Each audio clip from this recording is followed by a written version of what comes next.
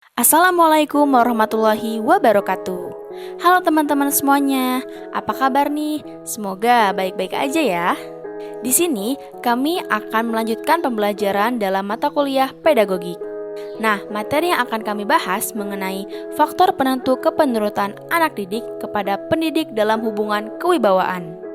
Sebelum kami membahas lebih dalam materinya, kami akan memperkenalkan diri terlebih dahulu. Kami dari kelompok 7 Teknologi Pendidikan kelas 2A yang beranggotakan terdiri dari Gia Putri Duyanti, Muhammad Nur Iman Hadiana Setia, Siva Intan Amartani, dan Nur Hudah Maulana Sidik.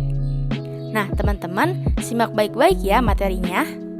Di video sebelumnya, teman-teman kami sudah membahas mengenai faktor penentu kewibawaan yang harus dipenuhi oleh pendidik, yaitu diantaranya kasih sayang terhadap anak didik, kepercayaan anak didik dapat dewasa, kedewasaan, identifikasi terhadap anak didik, dan tanggung jawab pendidikan. Setelah kita mengetahui faktor-faktor tersebut, dalam pendidikan terdapat tindakan-tindakan yang dilakukan oleh pendidik yang harus dipatuhi atau dituruti oleh peserta didiknya. Oleh karena itu, menurut M.J. Langford pada tahun 1980, kepenurutan anak didik terhadap pendidik ditentukan oleh beberapa faktor, yaitu diantaranya yang pertama, kemampuan anak dalam menyadari diri akunya dan memahami bahasa, kepercayaan anak didik terhadap pendidik, yang ketiga yaitu imitasi, simpati, dan identifikasi, dan yang terakhir adalah kebebasan anak didik dalam menentukan sikap, perbuatan, dan masa depannya. Faktor pertama yaitu kemampuan anak didik dalam menyadari diri akunya dan memahami bahasa. Seorang anak akan baru mengenal kewibawaan apabila dia telah menyadari diri akunya dan telah mengenal bahasa. Hubungan kewibawaan adalah hubungan antara subjek pendidik dengan subjek peserta didik, atau dikenal juga dengan hubungan antara aku dengan engkau.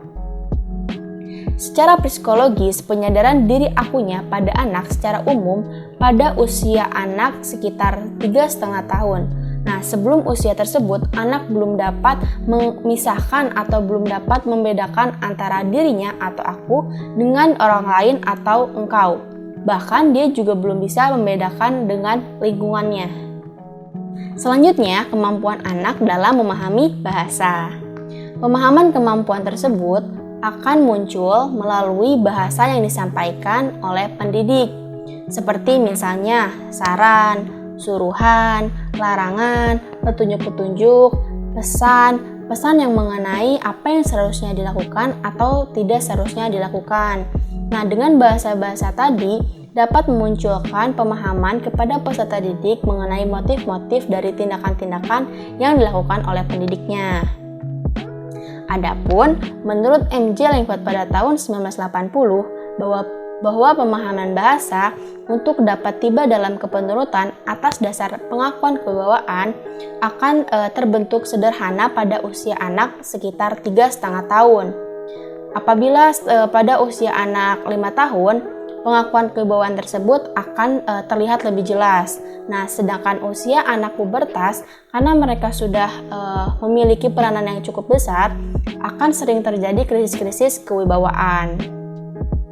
Oleh karena itu, dalam melakukan tindakan-tindakan pendidikan, pendidik juga harus memperhatikan dalam menggunakan bahasa yang sesuai dengan tahapan kemampuan anak dalam berbahasa, agar pesan yang disampaikan jelas dan mudah dipahami oleh peserta didiknya. Nah, faktor selanjutnya yaitu kepercayaan anak didik pada pendidiknya, di mana kepercayaan ini bakal timbul kalau pendidik sudah memenuhi faktor-faktor kewibawaannya, dan hal itu dapat dirasakan oleh anak didik. Anak didik bakal percaya kepada pendidiknya bahwa dia tuh seorang yang baik, seorang yang penyayang, seorang yang pintar dan bertanggung jawab, sehingga anak didik akan sukarela menaruhkan masa depannya kepada pendidiknya itu. Nah, kepercayaan anak didik ini merupakan hal yang sangat berharga dan tidak boleh disia-siakan, karena ini menyangkut masa depan anak didik yang nanti harus dipertanggungjawabkan oleh pendidik itu, baik dunia maupun di akhirat. Selain anak didik bisa percaya dan tidak percaya kepada pendidiknya, ada suatu kondisi di mana anak didik bisa kehilangan kepercayaan kepada pendidiknya. Nah, hal itulah yang harus dihindari oleh seorang pendidik, karena mendapat kepercayaan itu suatu yang berharga, dan jika kita sudah kehilangan kepercayaan itu, nah itu sudah sangat rugi lah. Nah, selanjutnya adalah imitasi, simpati, dan identifikasi terhadap pendidik. Pertama kita bahas imitasi dulu.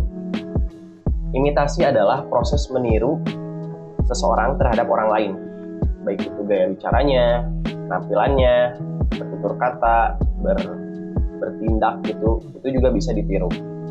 Nah, dalam hal meniru ini, seorang yang meniru cenderung tidak mengkritisi apa yang ia tiru, dan dia pun melakukannya tanpa pemahaman. Nah, hal ini perlu diwaspadai oleh pendidik karena ada kemungkinannya anak didik akan meniru hal yang tidak seharusnya mereka tiru dari seorang pendidik. Nah, kemudian adalah simpati, di mana simpati adalah rasa keikutsertaan seseorang untuk merasakan perasaan orang lain. Nah, hal ini sangat penting karena saya yakin dalam proses pembelajaran tidak ada guru yang berniat buruk pada anak didiknya. Pasti ada niat mulia yang ingin dilakukan oleh pendidiknya. Apapun mata pelajarannya, apapun ilmunya, saya yakin pasti ada hal positif yang ingin dibagi oleh seorang guru, baik itu ujangan atau pelajaran yang pasti berguna untuk masa depan si anak didik. Nah, dalam hal ini ada suatu kondisi anak dapat menerima dan tidak menerima hal itu. Itu bukan karena pesannya jelek, namun dari segi anak didiknya ada yang menerima dan tidak. Hal ini berhubungan dengan simpati tadi. Jika anak didik bisa mengerti dan bisa merasakan benar kalau ilmu ini sangat berguna buat dia, maka dia dengan tulus dan senantiasa akan mengikuti pelajaran tadi. Tapi kalau anak didik tidak bisa merasakan, itulah yang terjadi. Anak didik bakal acuh dan tidak peduli, yang mana disebut dengan antipati. Selanjutnya adalah identifikasi anak didik kepada pendidiknya. Dalam hal ini, artinya anak didik berupaya untuk mengenali pendidiknya. Dia akan berusaha menyamakan dan menyesuaikan dirinya terhadap pendidiknya dan nilai-nilai yang disampaikan oleh pendidiknya. Tahap ini adalah tahap yang lebih lanjut daripada imitasi dan simpati. Berbeda dengan imitasi, identifikasi dilakukan oleh anak dengan penuh penghayatan dan pemahaman. Nah, di sini anak didik akan mulai bisa membedakan mana pendidik, mana nilai yang diajarkan oleh pendidik itu. Sehingga kedepannya anak didik bisa terlepas dari keterikatannya terhadap pendidik dan bisa mandiri dan berpegang teguh terhadap nilai yang disampaikan oleh pendidiknya tersebut. Terima kasih Nuriman. Perkenalkan, nama saya Siva Intan Amartani. Di sini saya akan menjelaskan mengenai kebebasan, pengalihan tanggung jawab dalam pendidikan, dan bipolaritas kewibawaan.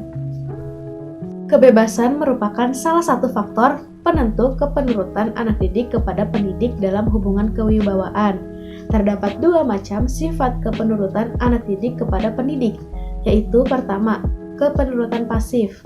Nah, kepenurutan ini terjadi karena adanya pengaruh keterikatan pribadi anak didik kepada pendidiknya, atau dapat juga terjadi karena adanya paksaan atau tekanan yang berlebihan sehingga anak merasa takut pada pendidiknya. Nah, kepenurutan ini dipandang sebagai hasil semu dari upaya pendidikan. Yang kedua, kepenurutan aktif. Nah, kepenurutan ini terjadi karena adanya pengaruh keterikatan peserta didik kepada nilai-nilai dan norma-norma yang hakiki, terlepas dari hubungan dengan pendidiknya. Kepenurutan yang bersifat aktif inilah yang disebut sebagai hasil upaya pendidikan yang sesungguhnya.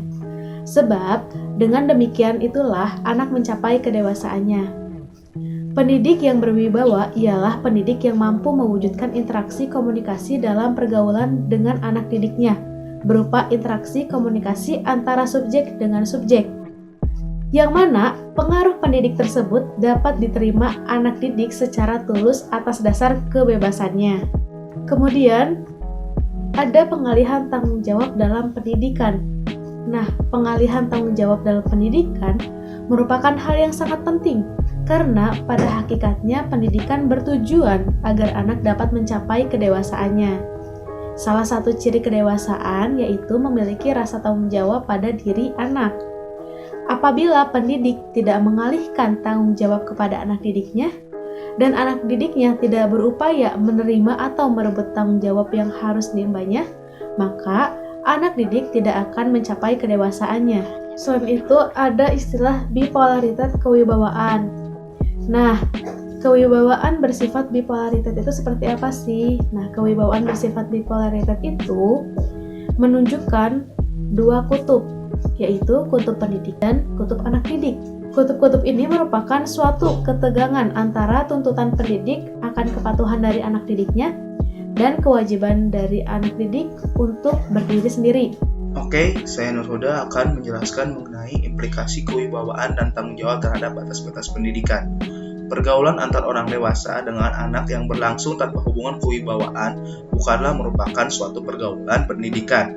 Terdapat dua alasan yang berkenaan dengan keharusan adanya kewibawaan dalam pergaulan pendidikan. Yang pertama, apabila kewibawaan tersebut tidak ada, maka suatu perintah, ajakan, petunjuk, dan berbagai tindakan lainnya dari pendidik akan dituruti oleh anak didik hanya atas dasar pengaruh keterikatan anak kepada pendidiknya.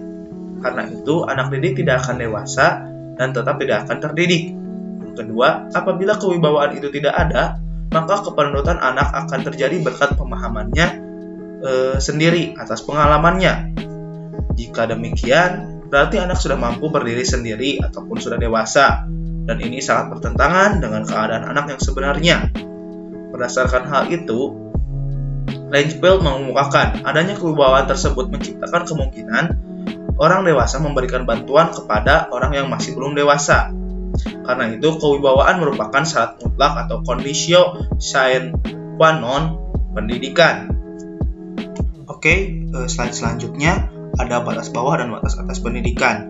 Hubungan kewibawaan akan mulai muncul ketika anak sudah memiliki penyadaran diri atau keakuannya, serta telah mulai memahami bahasa, yaitu pada usia kurang lebih 3,5 tahun.